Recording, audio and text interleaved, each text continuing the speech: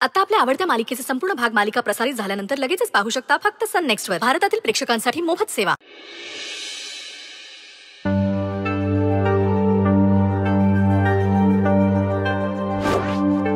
बाळा,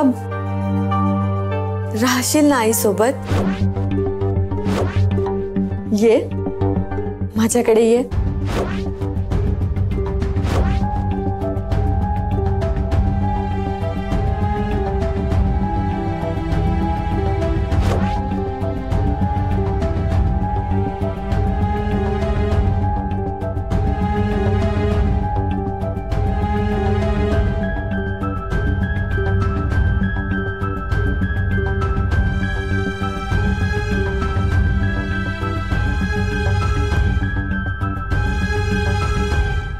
गौरीजी. रुद्र सर, काही बोलू नका. मला माहितीये तुम्ही मला धीर द्यायला आलात, पण मला कळून चुकलंय. मी बिट्टीची आई नाही होऊ शकत. मी कुठे जन्म दिलाय ना तिला. माझा काहीच अधिकार नाहीये तिच्यावर, माहितीये मला. काय बोलताय तुम्ही गौरी? खरं तेच बोलतेय रुद्र सर, बरोबर आहे ना? मी कुठे आई आहे तिची? तिला जीव लावला काय, प्रेम केलं काय, त्याने काय फरक पडतो? त्याने मी तिची आई होत नाही ना. आई व्हायला रक्ताचं नातं लागतं, ते नाहीये आमच्यात. प्रेमाला कोण विचारते? जग रक्ताचं नातं पाहत, जे की आमच्यात नाहीये. गौरीजी प्लीज तुम्ही असं नका बोलू. अहो, तुम्ही जन्म दिला नाही म्हणून काय झालं? एक आई आपल्या मुलीवर जेवढं प्रेम करते त्यापेक्षा कितीतरी पटीने तुम्ही बिट्टीवर प्रेम केलंय.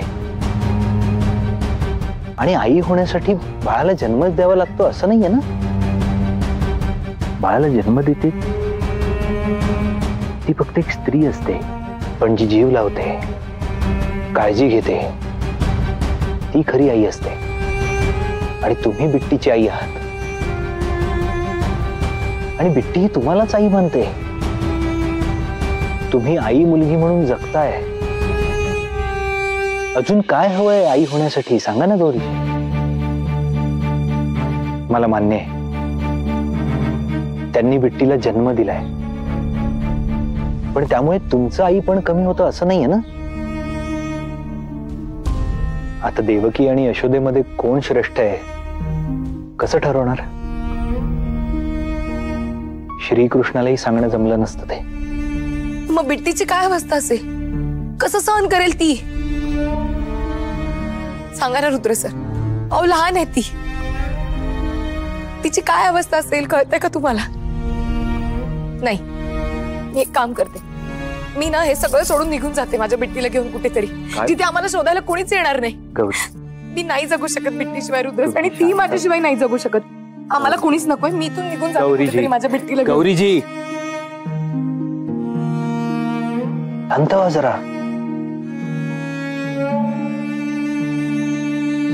गौरीची बिट्टी कुठेही गेलेली नाहीये, ती इथेच आहे आपल्या डोळ्यांसमोर, तिच्या जन्मदात्या आई सोबत. हे बघा, तुम्हाला होणाऱ्या वेदना समजू शकतो, पण तुम्ही असा विचार करा ना की बिट्टीलाही कधीतरी तिच्या आईला बघण्याची इच्छा झाली असेल. हे बघा, ही वेळ निघून जाऊ द्या. बिट्टीला नाही त्रास होणार, ती तिच्या आईच ना. आणि त्या बिट्टीवर जबरदस्ती नाही करणार, विश्वास ठेवा माझ्यावर.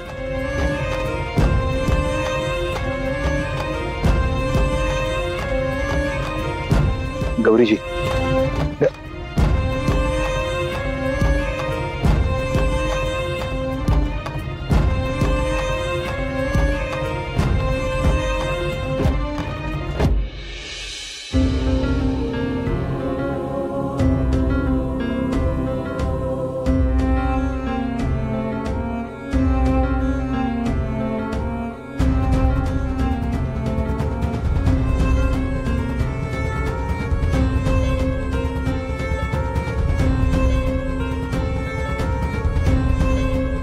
हे खेळणं तुला खूप आवडतं का?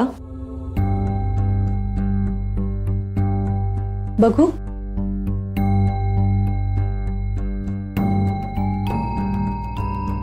आपण अजून खेळणी आणू तुझ्यासाठी. तुला काय आवडतं मला माहित नव्हतं ना, त्यामुळे मी काहीच नाही आणलं.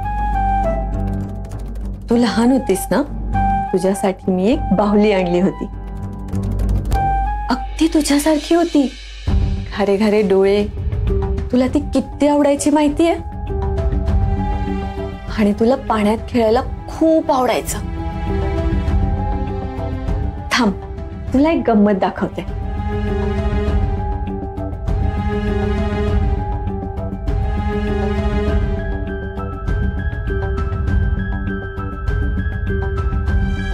हे बघ, ही तुझी फेवरेट शॉल. ही असल्याशिवाय ना तू झोपायचीच नाही.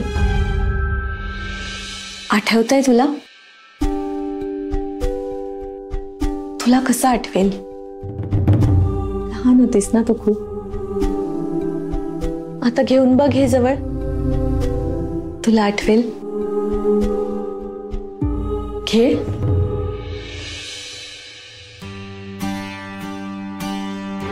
बिट्टी, तुला नाव घालून या शॉल मध्ये गुंडाळलं ना, ती छान दिसायचीस तू. आजूबाजूचे सगळे लोक तुलाच बघायचे आणि ते काय म्हणायचे तुला माहितीये? ते म्हणायचे, तुला बघितलं ना की दिवस मस्त जातो. आयुष्यात तशी जादूच होते. मला तर फार गंमत वाटायची. मला वाटायचं माझ्या परीला बघून सगळ्यांनाच कसा आनंद होतो. सगळे म्हणायचे, मॅजिक आहे या मुलीत.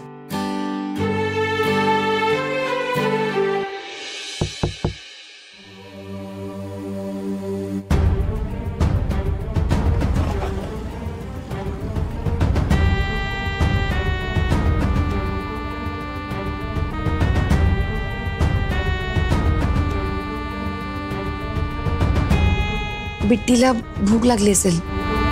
जेवणाची वेळ झाली ना तिची. मला द्या, मी भरवते.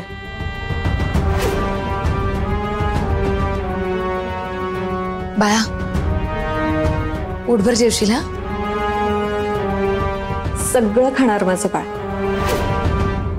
तिच्या आईच्या हाताने.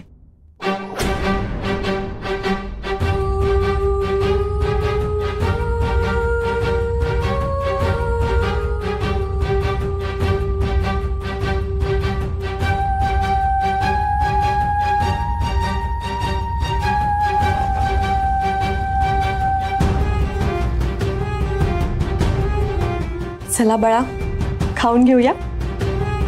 तुला हे आवडतं का? नसेलही आवडत तरी ठीक आहे, आई भरवणार आहे ना. चव छानच लागेल.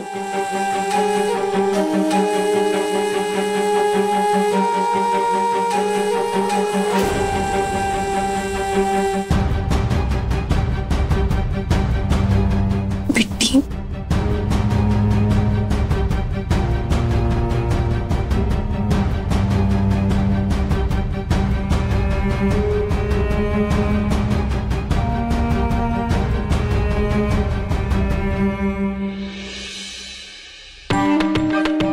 वा रेवती, जिंकलीस. आता हळूहळू त्या दोघांपासून बिट्टी लांब होईल आणि हे काही गौरीला सहन होणार नाही. मग ती रुद्रपासून दुरावे आणि गौरी आयुष्यातून गेली की रुद्र खचला. हे असंच चालू राहिलं पाहिजे.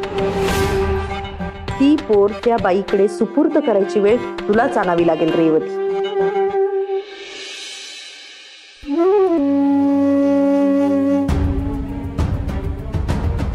गौरी, कुठे गेली होतीस? बिट्टीच्या खोलीत?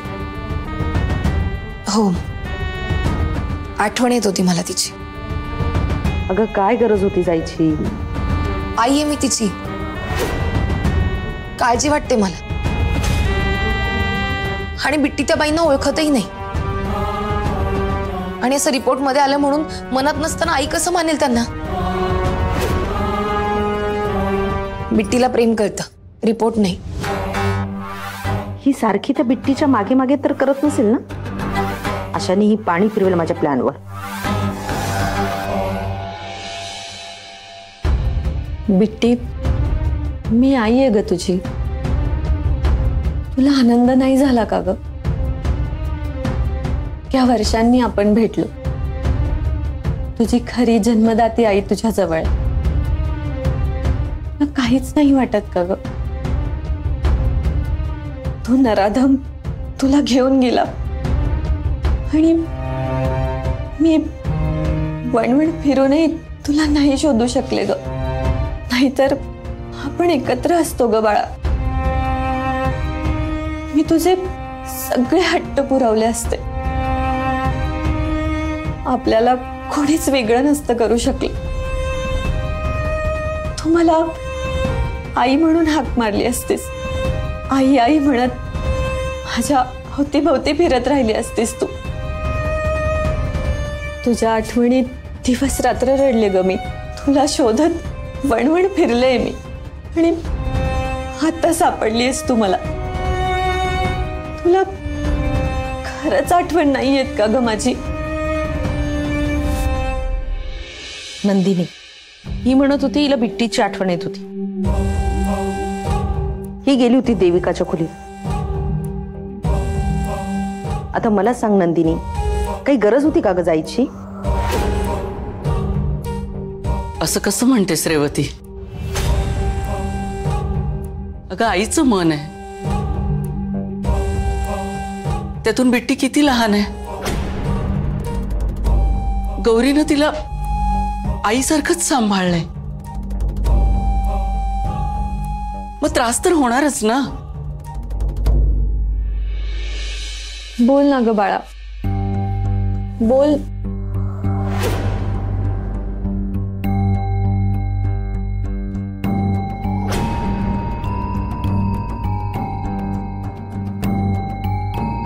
अरे देवा, हिला तर ताप भरलाय. मला काहीतरी करायला हवं.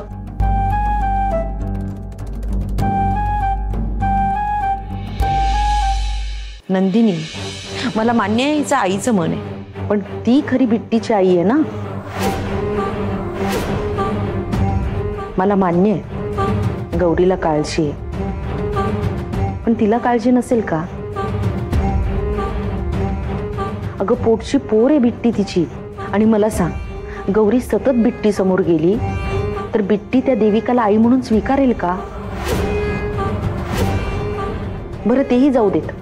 आपण सारखं सारखं बिट्टीच्या समोर गेलो, मध्ये मध्ये करत राहिलो तर त्या बाईला राग येईल.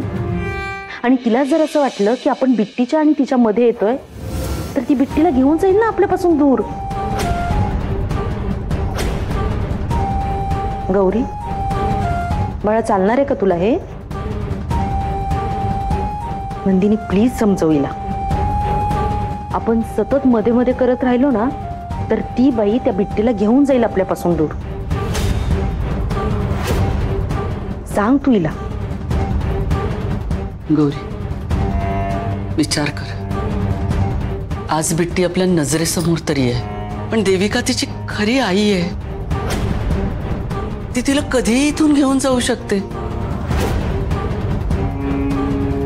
तसं झालं तर आपल्या हातात काहीच राहणार नाही बाळा. गौरी, आईचं मन असलं आणि वेळ आली ना की मनावर दगड ठेवावाच लागतो. रुद्रही तेच करतोय, त्यालाही त्रास होतोच की. पण तू त्याच्याकडे लक्षच देत नाही सगळं. Please Gauri, I request you. माझ्या मुलाचा आत्ता कुठे संसार सुरू झालाय. तू बिट्टी पायी त्याच्याकडे दुर्लक्ष नको करूस.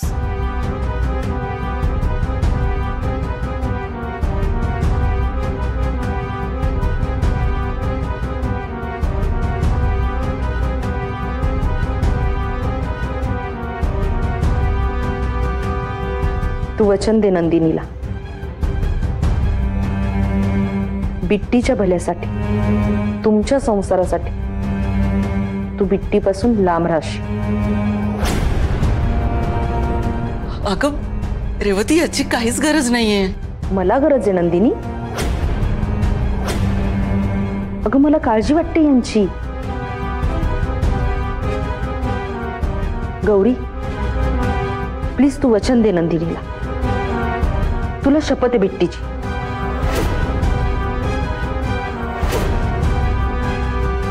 गौरी दे वचन.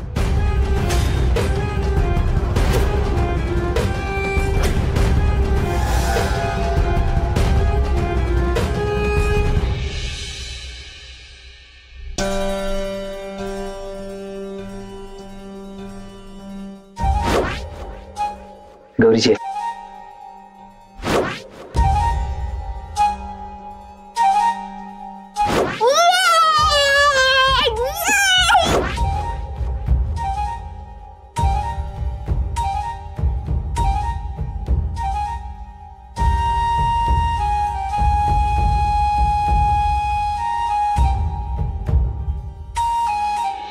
खरंच असं करावं लागतं का?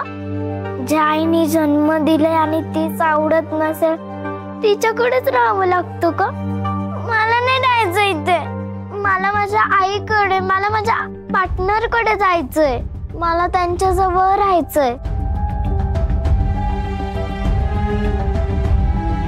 आई मला तुझी खूप आठवण येते ना ग.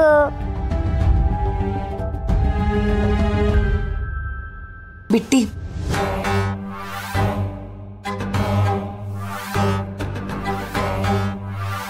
गौरीजी रुद्र सर, माझी बिट्टी.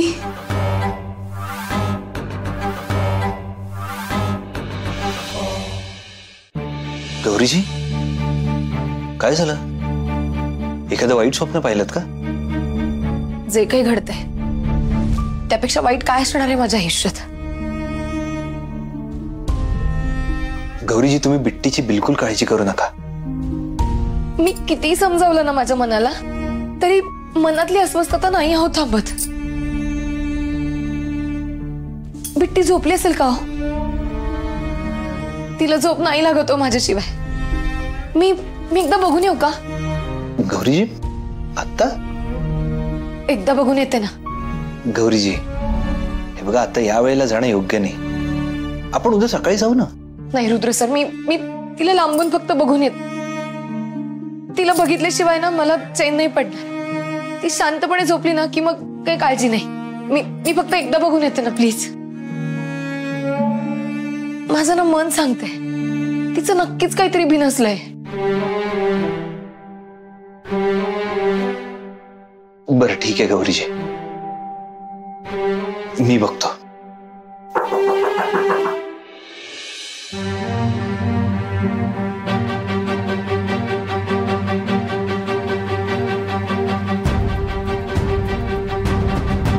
काय झालं बाळा? ताप आलाय हिला. माझ्या परीने होईल ते केलंय मी, पण ताप जात नाहीये हिचा.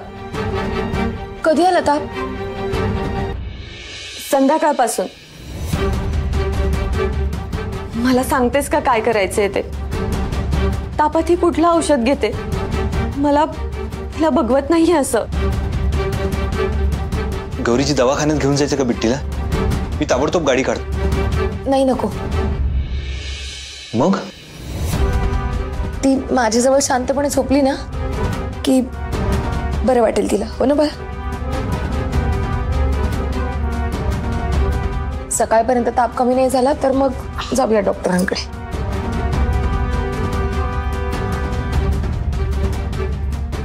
बाळा तू झोप. मी तुझ्यासाठी काढा बनवून आणते. तुला आवडतो ना आईने बनवलेला काढा? छान वाटेल माझ्या बाळाला.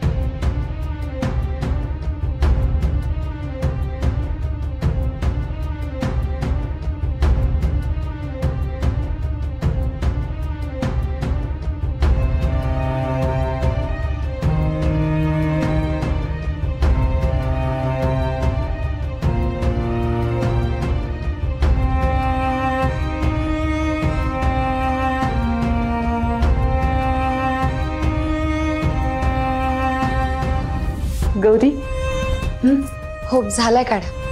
हा काढा प्याली ना ती की तिला लगेच बरं वाटेल. मी नेहमी बनवते. नाही, मी हे विचारायला नाही आले. मला तुझी माफी मागायची होती. मी बिट्टीला घेऊन तर गेले, पण तिची काळजी नाही घेता आली मला. तिच्यासाठी मन खूप तडफडतंय ग माझं.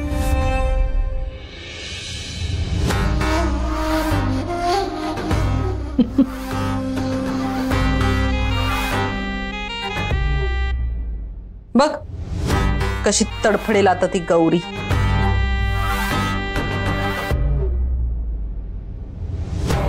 पाण्यातून मासा बाहेर काढल्यावर कसा तडफडतो ना, अगदी तशी.